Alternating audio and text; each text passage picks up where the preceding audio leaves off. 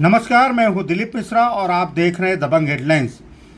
Ulhasnagar Antilia Regency के प्रांगण के पीछे उल्लास नदी के किनारे भाजपा विधायक कुमार आलानी की 7 करोड़ रुपए की निधि से बन रहे विसर्जन घाट को लेकर नया विवाद खड़ा हो गया है।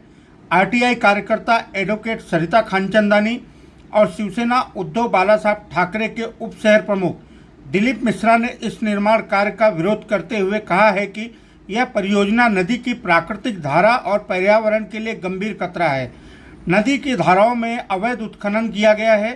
विसर्जन घाट के लिए नदी पात्र को पाटकर संरक्षक भिंत खड़ी की जा रही है, जिससे मानसून में कांबा, मारल और वरप गांव में बाढ़ आने की पूरी आशंका है।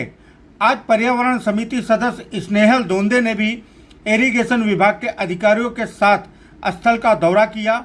दौरे के दौरान उन्होंने निर्माण कार्य में अनियमितताओं को लेकर ठेकेदार और विधायक आलानी को आड़े हाथों लिया। उन्होंने स्थानीय महानगर पालिका प्रशासन पर भी लापरवाही का आरोप करते हुए तीखे सवाल खड़े किए हैं।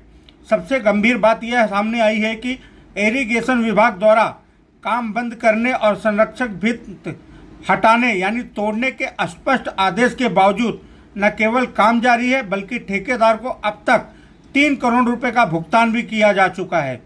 इस विषय में यूबीटी उप शहर प्रमुख दिलीप मिश्रा ने चेतावनी दी है कि यदि तुरंत काम बंद नहीं हुआ तो हम जनता को लेकर जनता के साथ आंदोलन छेड़ेंगे। प्रशासन, विधायक और ठेकेदार की तिकड़ी पर भी गंभीर आरोप दिलीप मिश्रा ने लगाया है।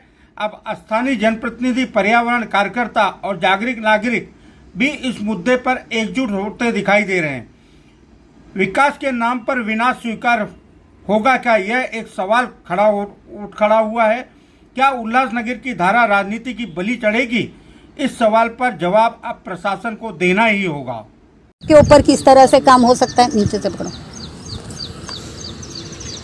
अच्छा लगा क्योंकि मुझे तो कल एग्जीक्यूटिव इंजीनियर्स को भी मैंने धन्यवाद दिया कि बिल्कुल पॉजिटिवली एक बार में बोलने से उनको समझ आ गई। और नरेंद्र महाजन जी तो चलिए ट्रांसफ़र हो गए, उनके रहते हुए में 5 साल से एक ही बात बोलते जा रहे थे, कुछ नहीं हो पाया। और अभी बदलापुर का भी मैटर है, मोहन एज करके वो उल्लास नदी के ऊपर बना होगा, आपको पता है। मोहन एज बनी है, पूरी की पूरी बंगलोज बन गई है, 40 एकड़ के ऊपर बनी हुई है। उसको भी बताया है, अभी तक उसका भी इन्होंने कोई भी एक्शन नहीं लिया। तो क्या है ये इरिगेशन डिपार्टमेंट, क्या होता है, पत्र लिख के बस चुप बैठ जाते हैं। नुकसान किसका होता है? इधर बिल्डर या जो आगे रहने के लिए बेचारे उनका घर का नुकसान होता है। जैसे अभी कल्याण में कितने सारे स्टोर, अभी भी कर्जत में नदी किनारे सैकड़ों बंगलो, सैकड़ों वही सब जगह सब कुछ चालू है। देखिए आज एक बात सुनिए, आपको यहाँ पे अच्छी चीज को लग रहा है खराब हो रही है। आप कर्जत की जो नदी है, चारों तरफ बंगले, होटलें, वही नहीं, आपको भादसा में भी ले जाके मैं शाहपुर में भादसा के ऊपर भी दिखा देती हूँ। तो एकनाथ शिंदे जी का खुद का भी भादसा के ऊपर इतना सारा नदी के बाजू में लैंड। मतलब ये क्या हो रहा है आज? हम लोग जो बताना चाह रहे हैं, हम किसी के अगेंस्ट में नहीं है, ना एकनाथ जी के, ना आपके, ना इनके, ना किसी के भी। हमारा है नदी का पहले सोचो, नदी को क्या रिवर का सोच के। मैडम आपको लगता है कि हमने रिवर को कुछ नुकसान पहुंचाने की किया है? यहाँ पहुंचाएंगे? मैंने आपको दिखाया, ये रिवर का सुख लेने के लिए बना है। लेने के लिए ना आपको सुख तो दिखाया ना, दारू का बॉटल मैडम एक बात सुनिए, अभी ये पूरा प्रोजेक्ट बना नहीं है। बनेगा भी तो यही मैडम अभी पहला तो लावारिस था, आदमी लोग मरते थे इसमें। लोग जब तक अपना व्यवहार नहीं बदलेंगे ना, बिहेवियर नहीं बदलेंगे ना, ये सबके प्रति हमारा इंटेंशन क्या था मैं आपको बताऊं। ऊपर गार्डन हो, फैमिली ग्राउंड हो, गेट हो, सिक्योरिटी, ये वो सब अच्छा सा हो, जहाँ पे पब्लिक आके फायदा लेवे। शहर में इधर नदी है नहीं, इसीलिए मैंने आपसे कहा ना अभी कि सॉलिड वेस्ट का, बायोगैस का सब करूँगा। मैं आपको आप मुझे बताइए, ये कर दीजिए। लोगों को देखने दीजिए कि एक मॉडल है, ये खाली यहाँ पे ऐसे नहीं, और दूसरे भी जो सेवक भी आएंगे ना, उनको भी सीखना है। मुझे प्लान दीजिए, मैं वो पास करके मैं करवा देता हूँ। लेकिन उससे पहले भाई इरिगेशन डिपार्टमेंट और पीडब्ल्यूडी जिन्होंने सारा तबाही मचाया हुआ है सब जगह, सारे नदियों के ऊपर। अगर ये कर्जत का भी बोल रहे हैं तो इरिगेशन डिपार्टमेंट का प्रॉब्लम, मैं भादसा का बोल रही हूँ तो इरिगेशन डिपार्टमेंट का प्रॉब्लम। मैं खुद मतलब सर फोड़ के इनके सब एग्जीक्यूटिव इंजीनियर के पास बोल रही हूँ, लेकिन चीजें सुधर। अभी ये देखिए सामने देखो स्टील की रेलिंग लगी है, दीवार लगी है। ये भी क्या स्ट्रक्चर है वो तो मैंने अभी तक बना हुआ है। वो भी देखना बाकी है। नहीं आप जाएंगे नदी किनारे 5वां माइल पे बना हुआ है, सीमा रिसोर्ट पे बना हुआ है, आगे बना हुआ है। ऐसा नहीं कि तो ये ये काम किसका था आप बताइए, इनका मॉनिटरिंग सिस्टम ही नहीं है। मैडम ये एक लोग बात कुछ करते नहीं है सुनिए, सही। ये लोग बेचारे क्या करेंगे? एक बात तो क्या सुनिए, करेंगे? जो एक norms बात है उसके सुनिए अनुसार मैडम, एक देखो बात ना। सुनिए, नदी में सबकी आस्था रहती हाँ है, जी। इसको पूजने की, हाँ फिर वे आउट निकालती है। हाँ। ये आज नहीं, मैं तो अभी आमदार बना हूँ ना मैडम, 25 साल से 50 साल से छठ पूजा कर रहे हैं, झूलेलाल जी का बाराना डाल रहे हैं, आज गणपति विसर्जन कर रहे हैं, वो कहाँ करेंगे? आज हरिद्वार में आदमी क्यों टप्पे बनाए हैं? आप एक समझ लीजिए, पहले क्लाइमेट चेंज और ये सब का इशू नहीं था एनवायरमेंट का। जिस तरह से आज परिवर्तन होता चला जा रहा है, जिस तरह से हवामान का सब बदलता जा रहा है, पहले नहीं था, तब तक एडजस्टमेंट ठीक था। लेकिन आज पर्यावरण की जो दशा है, एनवायरमेंट की जो दशा है, सोचना पड़ रहा है, सोचना पड़ेगा, वरना यही कॉन्क्रीट रह जाएगा, आप हम ऊपर हो मैडम आज हम झाड़ लगा रहे हैं, डेली झाड़ लगाते जा झाड़ रहे हैं। आपको दिखाया ना, आप कैसे झाड़ लगा ये देखिए मैडम, ये यहाँ पे कुछ नहीं था मैडम, क्या होता है हम दोनों टाइप के झाड़ लगा। चलिए ऊपर देखिए। नहीं, ये देखिए आपने इतनी ये बड़ी, देखिए। नहीं, यही इतनी बड़ी झाड़ को आपने वो कंक्रीट किया ना, अब देखना ये कितनी दिन तक। मैडम एक बात सुनिए, उसको सेव किया है,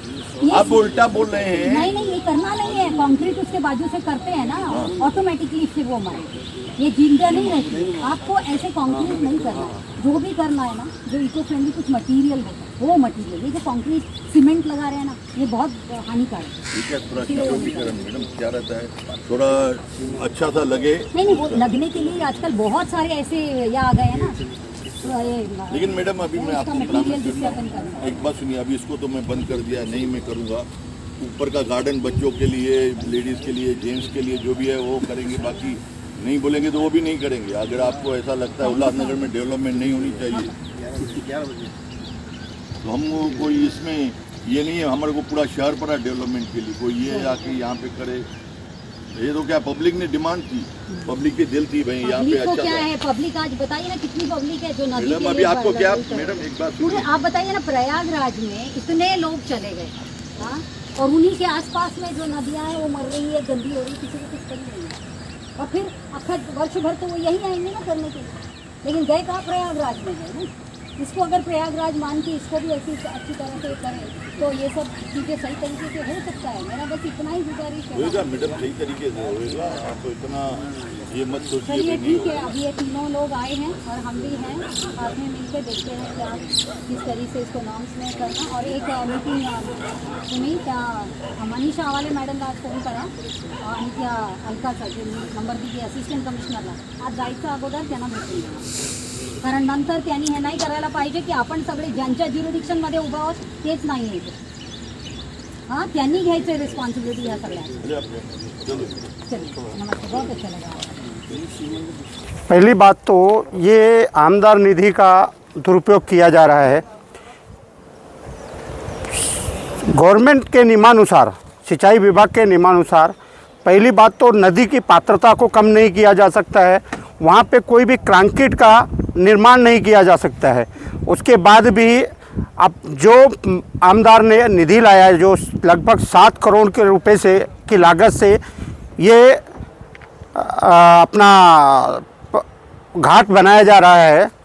ये घाट बनाने का रीज़न क्या है? जबकि ये घाट जो है, यह एंटेलिया का जो भी सुशोभीकरण करना है वो बिल्डर खुद करेगा। बिल्डर को टीडीआर दिया गया है इसके एवज में, लेकिन ये बिल्डर नहीं करके आमदार से एक बिल्डर की दोस्ती है, उसका फ़ायदा बिल्डर भरपूर उठा रहा है।